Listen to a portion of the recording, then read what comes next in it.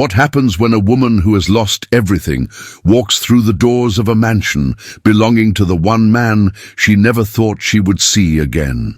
Eleanor thought her past was buried beneath years of poverty and shame. But as she steps into his world, a world of velvet curtains, hidden secrets, and a man who watches her every move, she realizes something terrifying. He has no intention of letting her walk away. Not this time, not ever. The autumn of 1884 arrived in New York with a chill that cut straight through the bones of anyone foolish enough to wander the streets without purpose. Eleanor Ashford had learned to survive that chill, 20 years of it to be exact. Once, she'd worn silks and pearls. Once, she had danced in ballrooms beneath crystal chandeliers. Once, she had been somebody, but that was before everything fell apart, before the scandal, before him. Now, at 39 years old, with nothing but the tattered remains of her dignity and a hunger that never fully left her belly, she stood at the gilded gates of Madison Avenue, preparing to enter the home of the man who had destroyed her. His name was Marcus Ashford, and he was waiting for her. If you are enjoying this journey so far, please subscribe to our channel to never miss another captivating story from this era of ambition and heartbreak. The rain fell in sheets that morning, the kind of rain that turned the cobblestone streets into rivers of filth and desperation. Eleanor moved through it like a ghost, her worn black coat pulled tight against her shoulders, her reticule clutched beneath her arm as though it contained treasures, instead of the pittance she had managed to save from 3 years of domestic work, 3 years of scrubbing other people's floors, 3 years of biting her tongue while society women spoke of her in whispers, their fans covering their mouths but never their cruelty. She had arrived in New York from Boston a spinster, a woman of no consequence, no beauty that anyone remarked upon, no fortune to recommend her to any respectable household. At 39, she was past the age where marriage was even a whispered possibility. The Ashford name, once spoken with reverence in drawing rooms from Boston to Philadelphia, had become something she kept hidden. It was easier that way. Easier to be nobody than to be the disgraced daughter of a man who had gambled away his entire fortune and died leaving nothing but debts and shame. The widow Parker had employed her without asking many questions. That was the mercy of boarding housekeepers. They cared only that you could work and that you had the coin to pay rent on the small attic room that had become Eleanor's entire world. 2 windows that looked out onto the street, a narrow bed, a chair, a trunk for her possessions, a life reduced to almost nothing, yet somehow she had continued on, somehow she had survived. But survival and living were not the same thing. That truth had struck Eleanor one morning 3 months ago when she had caught her reflection in the window of the boarding house. The woman looking back at her had been a stranger, hair beginning to grey, skin marked by years of sun and worry, eyes that had forgotten how to hold any light at all. She had barely recognized herself. And in that moment, standing in the street with people rushing past her, she had wondered if there might come a time when she simply disappeared entirely, becoming nothing more than a shadow on the pavement. That was when the letter had arrived. It had been delivered to the boarding house by a messenger in livery, his clothes so fine that the other residents had stared at him for an hour afterward, constructing elaborate theories about who among them had such connections. Eleanor had opened it with trembling hands, standing in the hallway outside the kitchen where the light was best. The paper was expensive, heavy, cream-colored. The handwriting was precise and sharp, the handwriting of a man accustomed to making commands. "Miss Ashford," it had read, "I find myself in need of a housekeeper of discretion and capability. I have heard you are both. The position offers $200 per annum, room and board, and an environment of complete confidentiality. If you are interested, present yourself at the residence at Madison Avenue on the 15th of October. Come at 2 o'clock in the afternoon. Come alone." There had been no signature. There had not needed to be one. Eleanor had known exactly whose hand had penned those words. In all the years since the scandal, in all the ways she had tried to disappear and remake herself into someone forgettable, there had been only one person who could have discovered her location, only one person who would have cared enough to do so. Marcus Ashford, the father of the child she would never hold, the man whose name she had learned never to speak aloud, the widower who, according to the newspapers she sometimes found abandoned on the boarding house steps, had become even more powerful than he had been before, richer, more influential, more alone. Eleanor had not responded. She had burned the letter in the kitchen stove, watching the expensive paper curl and blacken, hoping that if the words were destroyed, the temptation might be destroyed along with them. For 3 weeks she had tried to forget it existed. For 3 weeks she had told herself that she was perfectly content in her small attic room, that the $20 a month she earned was sufficient, that she did not need anything more. But she was a liar. To herself, if to no one else. The letter had awakened something in her that she had spent 2 decades trying to kill. The letter had reminded her of what she had lost, and more dangerous still, it had offered her something she had thought dead and gone forever, the possibility of not struggling quite so hard simply to survive. So at 1 o'clock on the 15th of October, with the rain beginning to fall, Eleanor had put on the one dress that was not completely worn through at the seams, had pinned her hair as carefully as her trembling hands would allow, and had walked toward Madison Avenue. With each step, she told herself that she would simply look at the house, that she would observe it from the street, that she would remember why she could never go inside. But at 1 minute to 2 o'clock, drenched by rain and numb with cold, she had found herself standing before the wrought-iron gates, and the gate had been open, as though someone had been expecting her all along. The entrance hall took Eleanor's breath away. She had not expected that. In all the preparation she had not done, in all the ways she had tried to steel herself against what she might find, she had not imagined this. The floor was black and white marble, cool and gleaming beneath her wet boots, making her feel instantly like a muddy stain upon perfection. The walls soared upward to a ceiling she had to crane her neck to see, and that ceiling was painted with clouds and cherubs, old master's work that must have cost more than she would earn in 100 lifetimes. A woman appeared from behind the grand staircase, tall, severe, dressed in unrelenting black, her face arranged into an expression of profound disapproval. "You are late," the woman said without preamble or greeting. "Precisely 1 minute late. Mr. Ashford does not tolerate imprecision." Eleanor opened her mouth, closed it. There seemed to be no adequate response to such a pronouncement. "I am Mrs. Holt, the head housekeeper," the woman continued, already moving toward the staircase, clearly expecting Eleanor to follow. "I have worked in this house for 8 years. I have seen 3 housekeepers come and go in that time. None of them lasted more than 6 months. None of them proved capable of maintaining the standards that Mr. Ashford demands. Perhaps you will be different, perhaps you will not.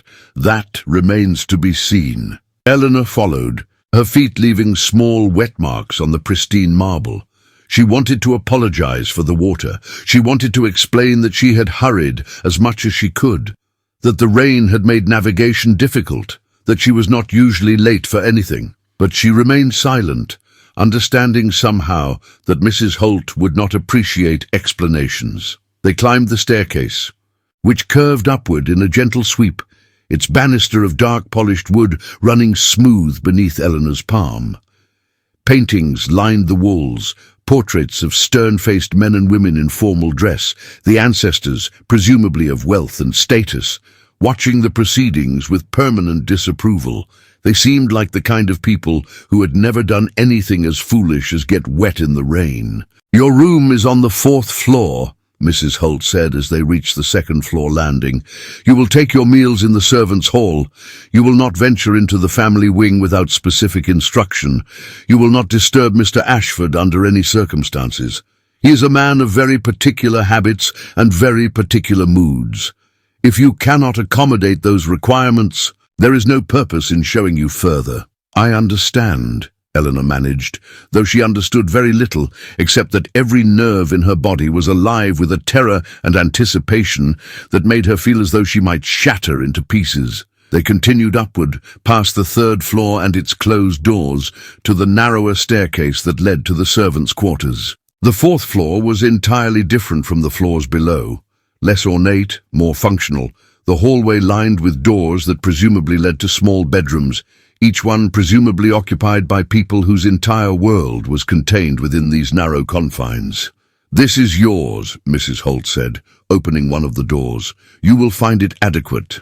The salary is as stated in Mr. Ashford's letter. Your duties begin at 6 o'clock in the morning and conclude at 9 o'clock in the evening. You will be given Sunday afternoons free for the pursuit of your own interests, though Mr. Ashford trusts that such interests will not interfere with the maintenance of his household. Do you have questions?" Eleanor stepped into the room. It was small, yes, but it was clean. There was a bed with white sheets, already made. There was a washstand with a pitcher and basin. There was a wardrobe and a small desk. There was a window that looked out over the roofs of neighboring buildings. It was the finest room she had inhabited in 20 years. "No," Eleanor said quietly. "I have no questions." "Good," Mrs. Holt said. "Then I will leave you to settle yourself.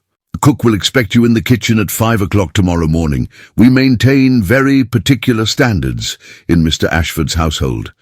I trust you will prove capable of maintaining them." And with that, Mrs. Holt departed, her footsteps disappearing down the hallway, leaving Eleanor alone in a room that smelled of lavender and possibility and every consequence she had ever tried to escape. She sat on the bed carefully, as though it might disappear if she moved too suddenly. She had done it. She had entered the house. She had crossed a threshold that she could never uncross, and now she was caught somewhere between the woman she had been and the woman she was determined to become, suspended in a moment that felt dangerously close to hope. But hope, she knew from bitter experience, was a luxury for people who had not yet learned what it meant to lose everything. The next morning arrived before Eleanor was ready for it. She had barely slept, her mind spinning through possibilities and dangers in equal measure. At 4:45, she rose in the darkness, dressed in the black dress and white apron that Mrs. Holt had provided, and made her way downstairs to the kitchen. The kitchen was enormous, filled with copper pots and gleaming surfaces, and the smell of things beginning to cook for the day ahead. A woman in her 60s stood at the stove, her grey hair pinned severely back, her movements efficient and economical. She looked up as Eleanor entered and assessed her with a single glance. "You are the new housekeeper," she said. It was not a question. "Yes," Eleanor replied. "I am Eleanor Ashford." The cook's eyebrows rose sharply. "Is that so? That name carries certain weight in some households. I trust you are not here to carry any particular weight of your own." Eleanor felt her face warm. "I assure you, I am here simply to work." "Good," the cook said, and returned her attention to the stove. "Then we will get along well enough. My name is Margaret. The Mr. Ashford takes his breakfast at 7:30 in the morning room. Coffee, black, no sugar. 1 egg, prepared soft. 2 pieces of toast, butter only. Fresh fruit if available. No conversation, no eye contact. The man values his solitude, and I would strongly advise against disturbing that preference." Eleanor nodded, making note of everything. Coffee, egg, toast. Fruit, no conversation, no eye contact. "He works in the library most mornings," Margaret continued. "He takes luncheon at 1:30, usually at his desk. In the evenings he dines formally at 7. He often has associates visit, men who remain closeted with him for hours, discussing matters of business. You will ensure that his study has fresh glasses, good whiskey, and a comfortable temperature. You will not listen at the door. You will not repeat anything you might inadvertently overhear. Understanding?" "Understanding," Eleanor confirmed. For 3 weeks, Eleanor moved through the house like a woman in a dream. She rose at 5. She worked until 9. She performed her duties with meticulous care, intent on proving Mrs. Holt's prediction wrong, that she would not abandon the position after 6 months, that she was capable of maintaining the standards that Marcus Ashford demanded. She had not seen him yet, not once. The house was large enough that such an absence was entirely possible. She made his breakfast and left it in the morning room, returning only after sufficient time had passed to collect the empty dishes. She cleaned his study only when she was certain he was occupied elsewhere. She saw evidence of him everywhere, his papers, his books, the faint scent of his tobacco, but she did not see the man himself until the 21st day. Eleanor was arranging fresh flowers in the morning room, carefully placing white roses into a vase when she heard the footsteps. They were slow and deliberate, the footsteps of someone who moved through the world with absolute certainty of his place in it. She did not turn around. She did not acknowledge the presence behind her. She had been instructed to maintain no eye contact, to offer no conversation, to remain as invisible as it was possible for a human being to be. Those are beautiful. His voice had not changed.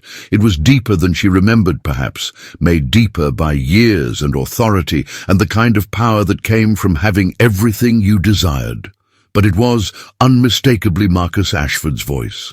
The voice that had once whispered promises to her in gardens at midnight. The voice that had once asked her to marry him, just before his mother had made it clear that such a thing was entirely unthinkable. Eleanor's hands stilled in the roses. "Roses have always been my favorite flower," he continued.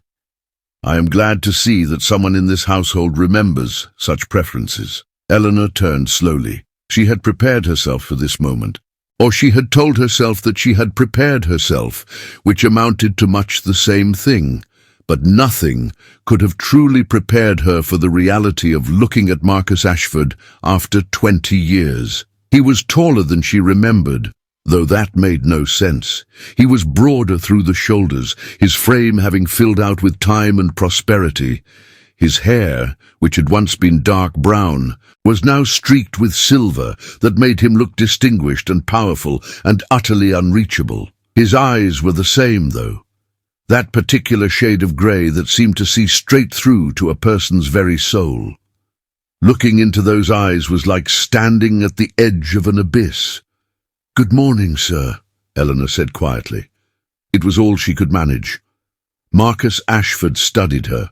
She watched as his eyes moved across her face, waiting, dreading the moment that recognition would dawn. But his expression remained carefully neutral, his gaze the professional appraisal of an employer examining his hired help. "You have been here 3 weeks," he said. It was not a question. "Yes, sir. Mrs. Holt informs me that you are entirely satisfactory. That is high praise. Coming from her, she has certain standards that most people find insurmountable." Eleanor nodded, uncertain what else to do. "I appreciate precision," Marcus said. "I appreciate efficiency. I appreciate the kind of quiet competence that allows a household to function without disturbance. If you continue to demonstrate those qualities, I'm confident that we will come to an excellent understanding." He turned to leave, then paused, looking back at her over his shoulder. "What is your name?" he asked. Eleanor's heart seemed to stop entirely. This was it. This was the moment when everything would be revealed. This was when he would look at her more carefully and realize who she was. This was when the house of cards she had been building would come crashing down. "Eleanor," she said. "Eleanor Ashford, sir." She watched his face carefully for any sign of recognition, any indication that the name meant something to him. But he simply nodded, seemingly unaffected. "Well, Eleanor, I am certain we will work together harmoniously." And with that, he departed the room, leaving Eleanor standing among the white roses, her heart hammering in her chest, and a question taking shape in her mind that she did not want to ask. If he did not recognize her name, did that mean he did not remember her at all? And if he did not remember her, what did that make her? November descended upon the city like a revelation. The leaves changed color and fell from the trees, turning the streets of New York into a landscape of gold and copper. Eleanor had been in the house for 6 weeks now, and the rhythm of life there had begun to feel almost normal as anything could feel when you were haunted by the presence of a man you had once loved and lost, and whom you were now serving in the most literal sense. The household operated with clockwork precision. Eleanor rose at 5. She completed her tasks. She did her work in the shadows, presenting herself only when necessary, disappearing when her presence was no longer required. She had learned where Marcus Ashford took his meals, what times he preferred to have his study attended to, which corridors he walked at what hours. She had learned his patterns with the precision of someone studying a complicated mathematical problem. She had also developed a very serious problem. On the 6th week, while organizing the library, Eleanor had allowed herself to sit for a moment at Marcus's desk. The chair was soft leather, worn smooth by years of use. She had sat there in the silence of the afternoon, surrounded by his books and his papers, breathing in the scent of him that seemed to permeate everything in the room. And in that moment of weakness, she had allowed herself to remember. She had remembered the garden where they had first kissed. She had remembered the way he had looked at her, as though she was the only beautiful thing in an otherwise unremarkable world. She had remembered the promises he had made, carefully chosen promises that had seemed possible in the darkness, though she had known even then that they were impossible in the daylight. But mostly, she had remembered the morning when his mother had come to her and delivered her ultimatum. Marry someone of appropriate station, which Eleanor would never be, or his mother would ensure that Eleanor was destroyed socially and professionally. The Ashford family could do such things. They had the power, and Marcus, for all his declarations of love, had not been willing to fight them. He had accepted the decision with the kind of resigned sadness that suggested he had always known it was inevitable. He had not fought. He had not even tried to find her afterward, when Eleanor had fled Boston in disgrace, until the letter. Until he had somehow discovered her location and summoned her to this house, this life that existed in the margins of his own existence. Eleanor had been pulled from these thoughts by the sound of the study door opening. She had leaped up from Marcus's chair as though it had burned her, but it was too late. He was there, and she was standing in the middle of his private sanctuary, caught in an act of inappropriate intimacy. For a long moment, they had simply looked at each other. Eleanor had prepared a dozen explanations, each more pathetic than the last. But Marcus had simply smiled, a small, private smile that suggested he was remembering something. "Sit," he had said. "Please." Eleanor had hesitated. "I should not. I should complete my duties." "Eleanor," he had interrupted, and the way he said her name, as though he was tasting it carefully, made her go very still. "Sit." She had sat, and then he had begun to speak. "I had someone investigate you," he said quietly, standing near the window with his back to her, his silhouette outlined against the grey afternoon light. "When I made the decision to write to you, I wanted to understand what your life had become, who you had become after all these years. It took some time to find you. You have been quite thorough in your disappearance from the world." Eleanor had felt her throat tighten. "Sir, I do not apologize," Marcus had said. "You have nothing to apologize for. If anything, I am the one who owes you an apology, though I suspect that apologies, no matter how sincere, are insufficient recompense for what I failed to do 20 years ago." He had turned then, finally facing her, and Eleanor had seen something in his expression that had terrified her more than she could articulate. Regret. Genuine, bone-deep regret. "I allowed you to be destroyed," Marcus had said. "I allowed my mother to exile you from society, to make your name synonymous with shame. I told myself that there was nothing I could do, and that I was powerless against her influence and the expectations of my station. And in that moment I believed that lie was truth." Eleanor had not known what to say. The silence between them had become thick and heavy, filled with 20 years of absence and sorrow. But I have spent those 20 years watching the consequences of my cowardice, Marcus had continued. I became a very successful man, Eleanor. I made a great deal of money. I married a woman my mother selected for me. She was cold and distant, and ultimately she was miserable. I suspect she took a lover before the marriage was even a year old, though neither of us ever spoke of it. We maintained the facade, as people of our station do, and then she died, and I found myself alone in this enormous house with nothing but my regrets and my terrible understanding of the man I had become. Eleanor had stood, unable to remain sitting any longer. Why are you telling me this? Why do you want me here? Because I cannot undo the past, Marcus had said, but I can attempt to create something different in the present. I can ensure that you are no longer struggling to survive on the margins of existence. I can ensure that you are safe, that you are cared for, that your life means something beyond mere survival. You wish to assuage your guilt, Eleanor had said, and there had been bitter accusation in her voice. You wish to make yourself feel better about the destruction you allowed to happen. Yes, Marcus had admitted simply. Perhaps I do, but that does not make the offer any less genuine. Over the weeks that followed, Eleanor had found her role in the household shifting. She had stopped being merely a servant. She had become something else entirely. A companion, perhaps, though that word seemed inadequate for the complicated dance that had begun between them. Marcus had begun asking for her assistance with certain tasks. He had requested that she organize his library, a project that required hours of conversation, as Eleanor had to understand his system, his preferences, his particular organization of knowledge and aesthetics. He had requested that she act as hostess when certain important figures visited, figures who expected a woman's presence, but to whom Marcus did not wish to introduce any of the society women who were eternally angling for his attention. Most significantly, he had begun to look at her differently. The careful professional distance had begun to erode. Eleanor had caught him watching her with an expression that was complicated and vulnerable, and decidedly improper for an employer regarding an employee. The servants had noticed, of course.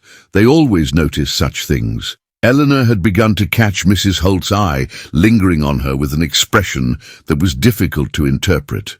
She had noticed the way Margaret's lip had tightened slightly whenever Eleanor and Marcus occupied the same room. The turning point had come on a cold November evening. Marcus had invited Eleanor into his study for tea, an invitation that had been issued with careful formality, but that everyone in the household had understood to be entirely improper.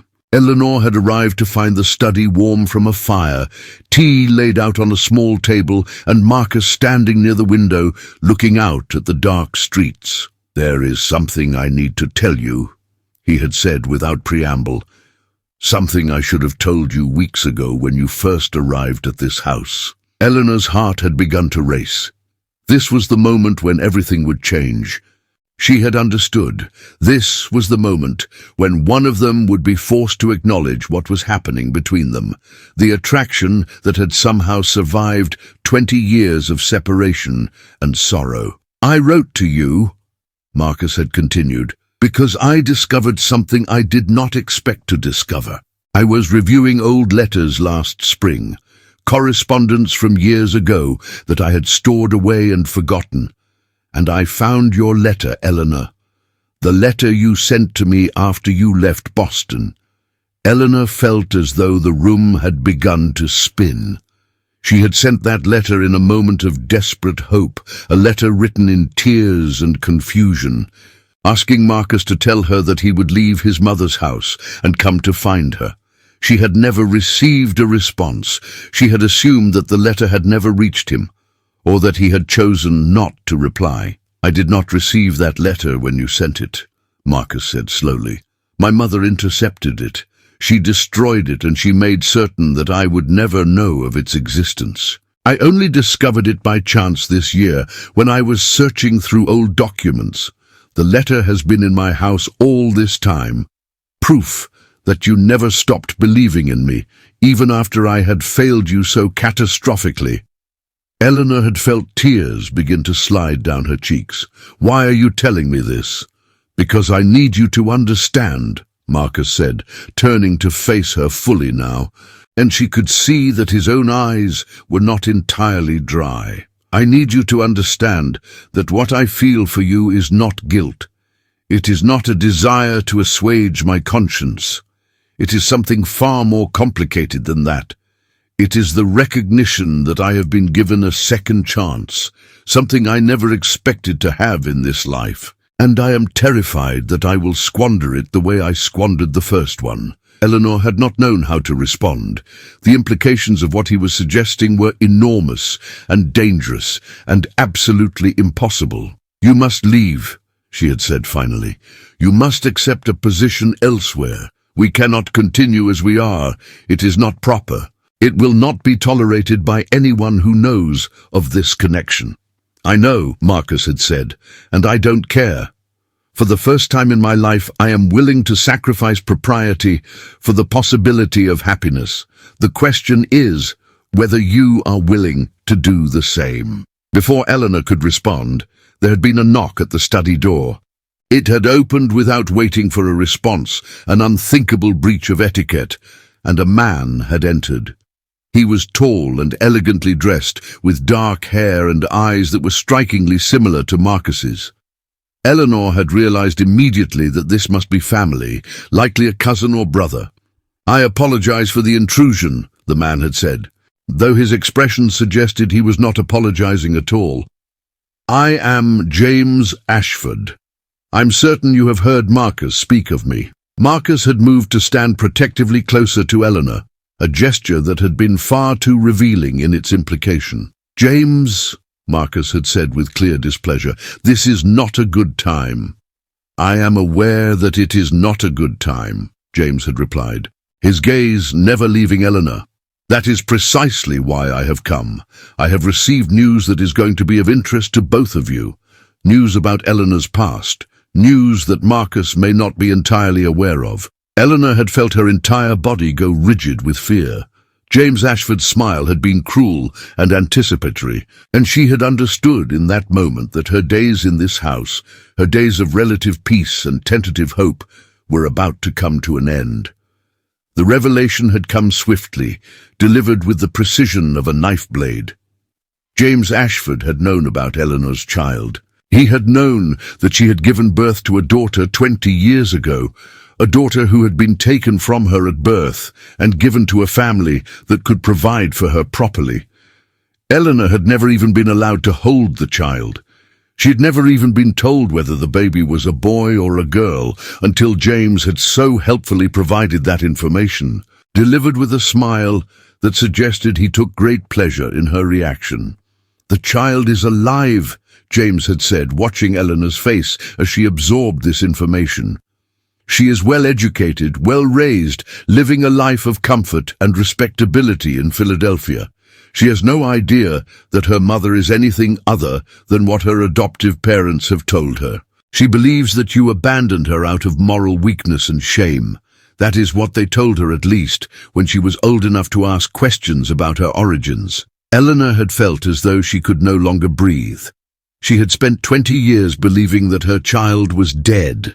The official word delivered by the doctor who had attended to her birth, a doctor who was clearly in the employ of the Ashford family.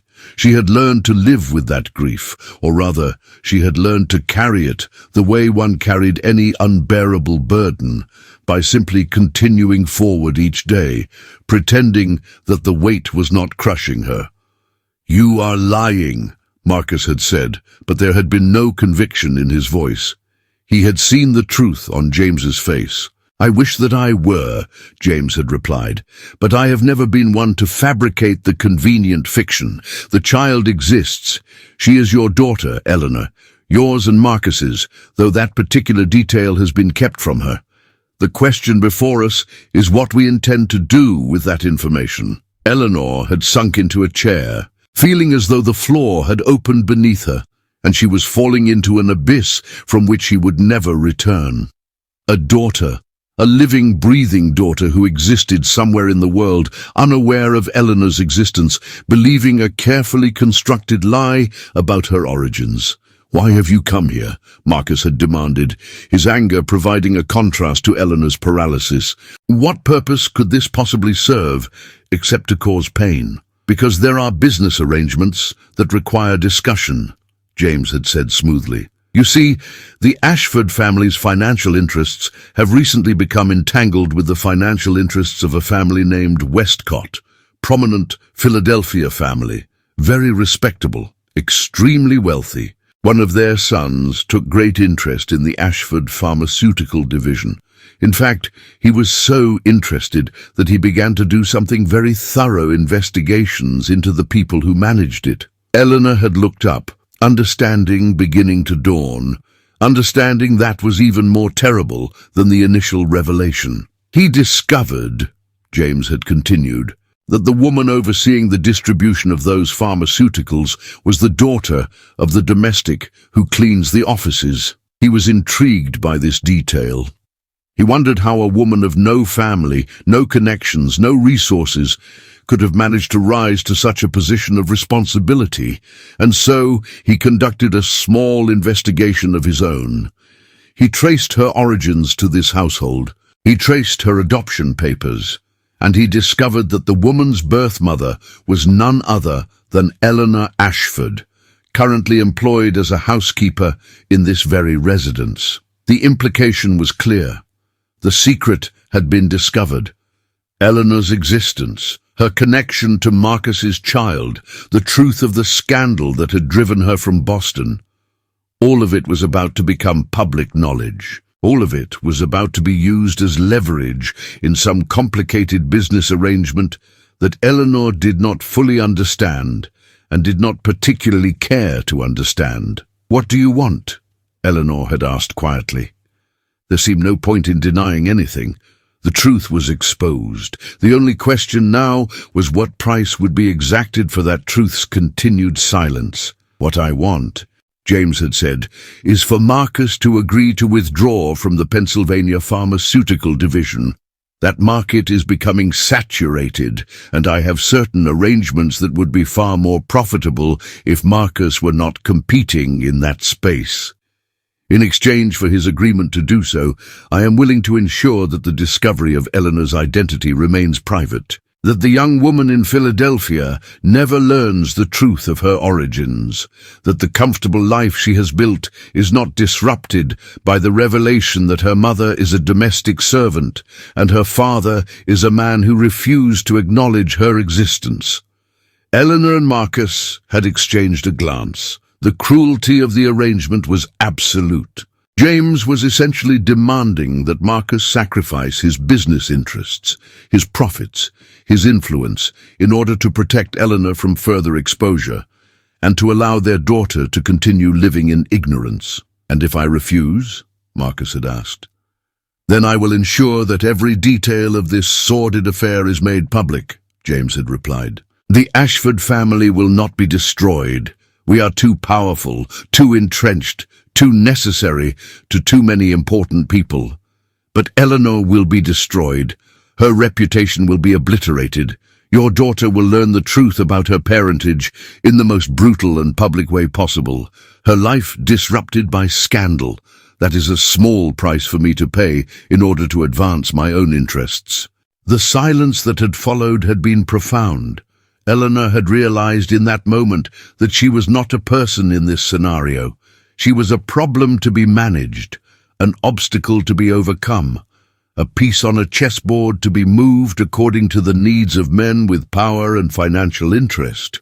In the days that followed, Eleanor had discovered that she had become a prisoner of sorts, not locked in her room, not confined in any obvious way, but imprisoned nonetheless by the knowledge of what her freedom might cost. She had continued in her duties as a housekeeper, but everything had changed. The tentative possibility that Marcus and she might build something together seemed suddenly impossible. How could she ask him to sacrifice his business interests, How could she accept a relationship that was purchased at such a cost? Moreover, she had begun to understand the true horror of her situation. Somewhere in Philadelphia, her daughter was living a life of respectability and comfort, based entirely on lies. Her daughter believed that Eleanor had abandoned her. Her daughter would hate her if she ever learned the truth. And Eleanor, even possessing the knowledge that her child was alive, could not reach out to her, could not attempt to explain, could not do anything except remain silent and hope that James Ashford's promise would hold. It was during this period of despair that Eleanor had begun to examine James's correspondence. She had not intended to violate his privacy. James had left certain letters in a parlor where she had been dusting, and she had simply read them without fully intending to. But in those letters, she had discovered something unexpected. Evidence that James was embezzling from the family business. Evidence that James's own financial interests were far more precarious than he had suggested. Evidence that he had approached Marcus, not because he had real power, but because he was desperate and grasping and terrified of his own exposure. Eleanor had brought this discovery to Margaret, the cook, asking her opinion in the most roundabout manner possible. Margaret had listened carefully, her weathered face becoming more and more grave, until finally she had stood and removed from a small locked box a letter. A letter that Margaret explained had been delivered to Eleanor nearly 20 years ago, the one response to Eleanor's own letter that Eleanor had never received. In that letter, Marcus had written of his devotion to Eleanor. He had written of his intention to fight his family's opposition to their union. He had written of his determination to build a life with her, consequences be damned. And then the letter had ended mid-sentence, the final page torn away or lost. His mother intercepted this, Margaret had explained. She came to the kitchens looking for this letter after your departure. She believed that I had assisted in your escape. She was furious, and she made certain that this letter would never reach you. She told me that if I ever spoke of it, she would ensure that I never worked in a respectable household again. So I kept quiet. I have kept quiet for 20 years. Eleanor had felt something crystallize within her. She had spent 2 decades believing that Marcus had not attempted to contact her. She had carried that belief like a burden, using it to justify her abandonment of any hope of redemption or reconciliation. And now, faced with the evidence that he had tried, that he had wanted to fight for her, she had felt her resolve harden into something sharper and more dangerous. Eleanor had decided that she would not be manipulated any longer. She would not allow James Ashford to hold both her future and her daughter's innocence hostage.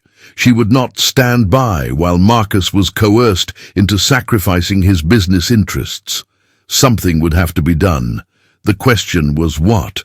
If you are rooting for Eleanor and Marcus to finally build a life together despite the obstacles, please press the like button now. Your engagement helps us reach more people who need to hear stories like this one. The answer had come to her over the course of the following week. There was a way to resolve the situation, a way that would require courage she was not certain she possessed, but a way nonetheless. Eleanor had begun, in the most careful and deliberate manner, to gather documentation. She had accessed James's private correspondence. She had copied down evidence of his embezzlement. She had assembled a portrait of a man whose desperation and financial instability were even worse than Eleanor had initially understood.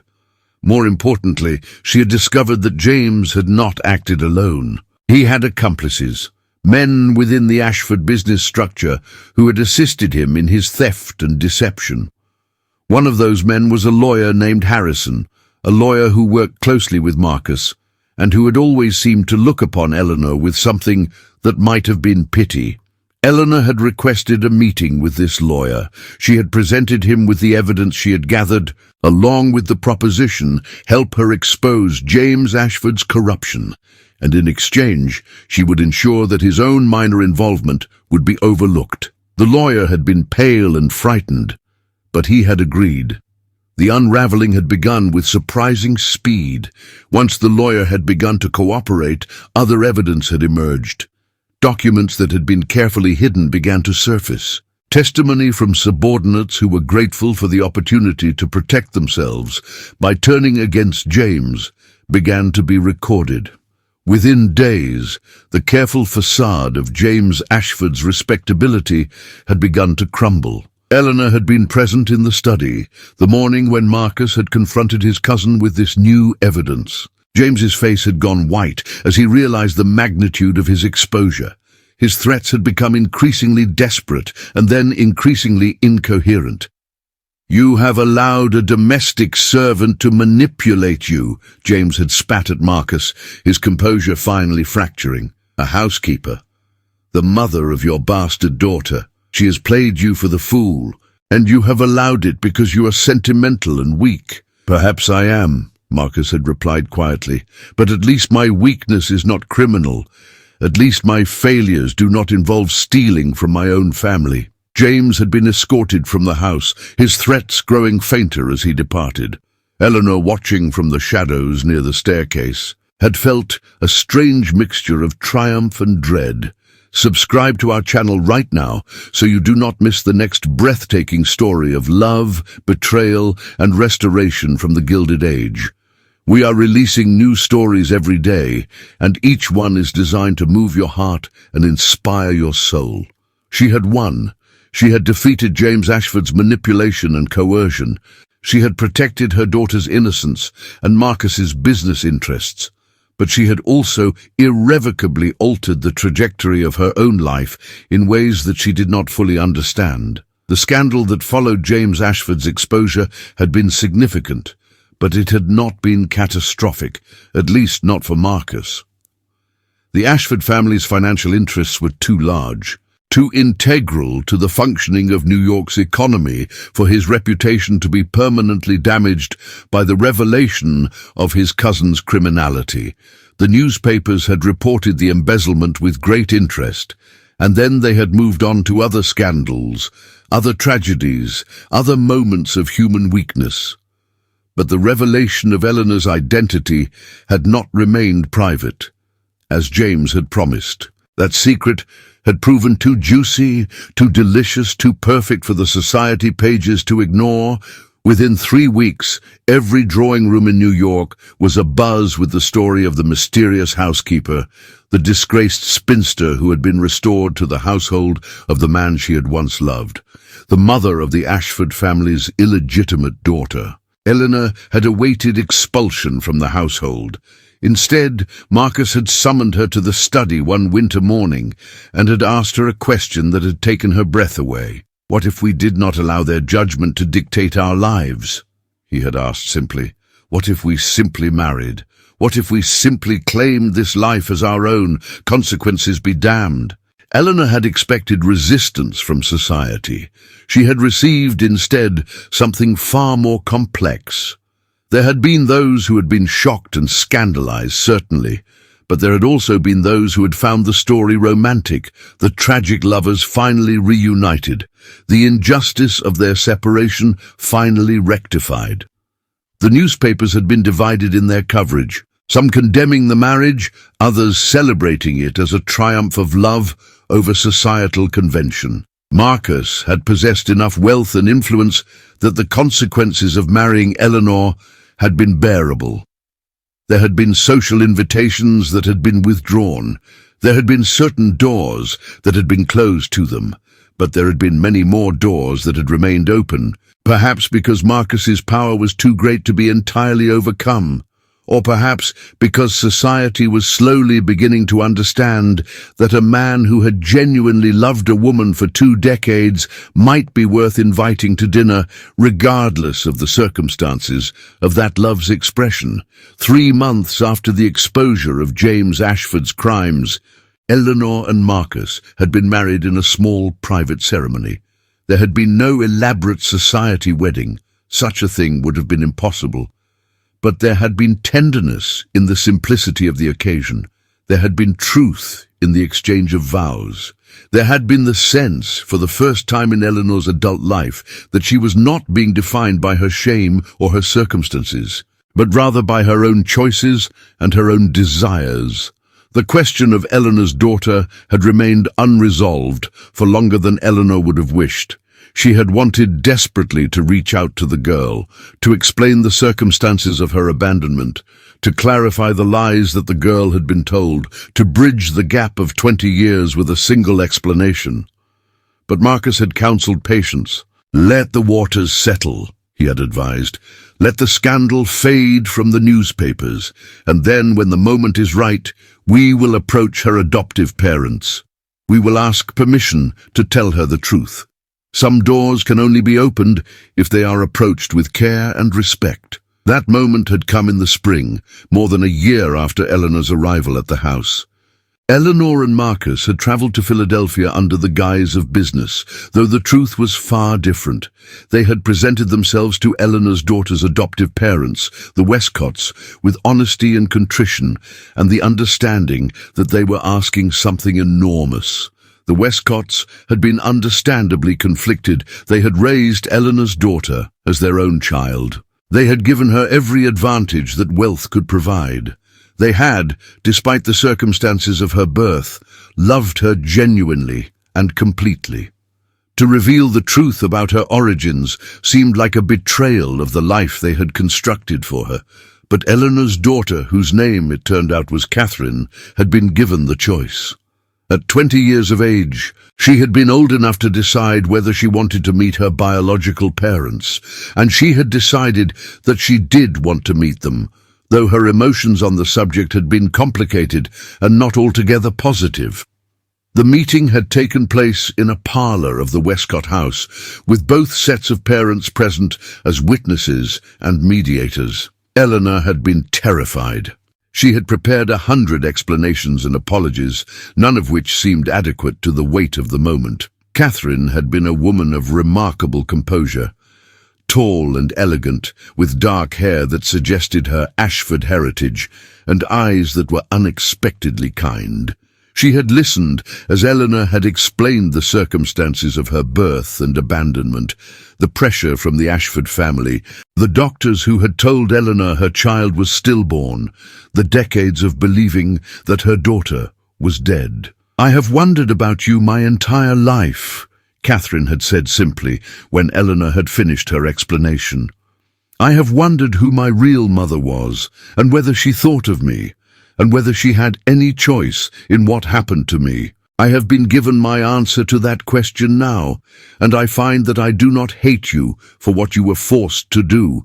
I find that I am grateful to have a name for you at last." Eleanor had wept, great shaking sobs that had seemed to come from somewhere deeper than emotion, from somewhere fundamental and raw, and her daughter, this woman she had never known, had moved to hold her, had offered comfort to the woman who had given her life and lost her almost immediately.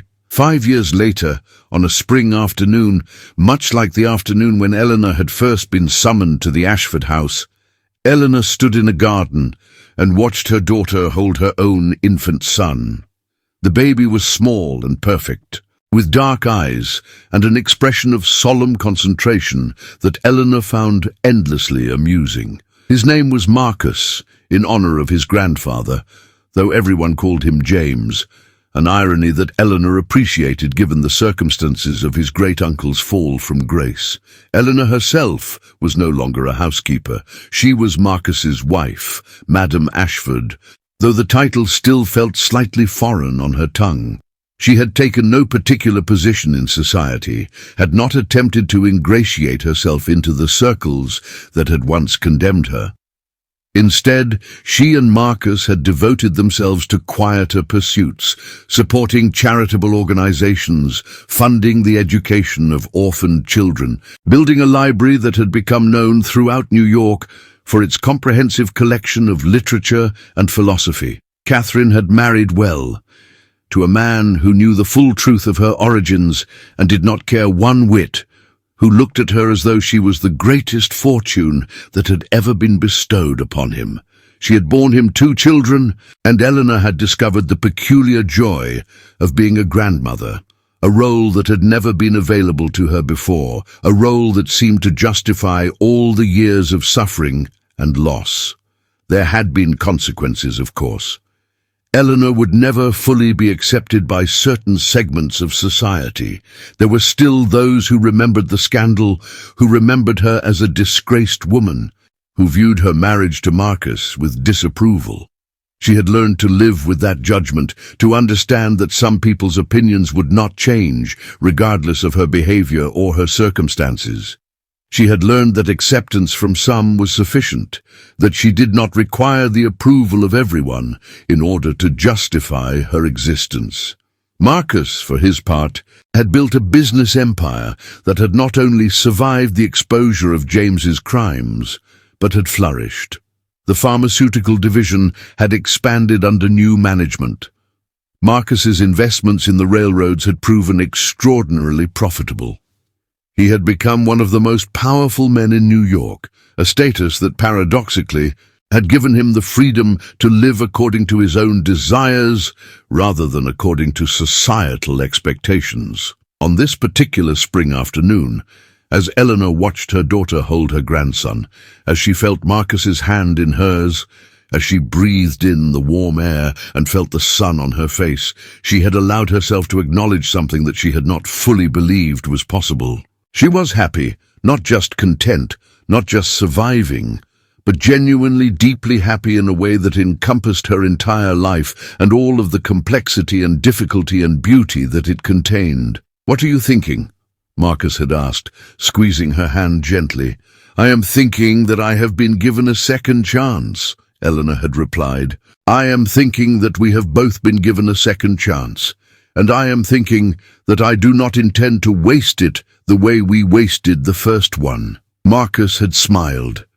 That same smile that Eleanor had seen in the garden all those years ago. That smile that had started everything and ended everything and then, improbably, had started everything all over again. "Nor do I," he had said. "Nor do I. Now I want to hear from you. In the comments below, tell me, which moment in Eleanor's story affected you the most? Was it the reunion with Marcus, or the discovery of Catherine's existence, or the moment when Eleanor finally claimed her power? Let me know in the comments, and do not forget to watch the next video that is appearing on your screen right now. Abrudi. What do we learn from Eleanor's journey through loss and redemption, through shame and restoration? We learn that the circumstances of our birth, the judgments that society places upon us, the barriers that seem insurmountable, none of these things need to define the trajectory of our lives. Eleanor Ashford spent 20 years believing that her past had destroyed her irretrievably, that she was a fallen woman from whom nothing good could emerge. But she was wrong. She was given the opportunity to reclaim her life, and she took it with both hands. She confronted the man who had abandoned her and discovered that he had never truly abandoned her at all, that his silence had been imposed upon him by forces beyond his control. She fought against the manipulation and coercion that sought to use her daughter's innocence as leverage, and in doing so, she discovered her own strength. And ultimately, she learned that love, genuine, persistent, patient love, is powerful enough to overcome even the most deeply entrenched societal conventions. If you are watching this story, and if you have experienced your own version of Eleanor's despair, I encourage you to believe in the possibility of your own redemption. Your past does not define you. Your circumstances do not determine your future. You possess the power to write the next chapter of your own story. Subscribe to this channel to continue to hear stories of transformation and hope.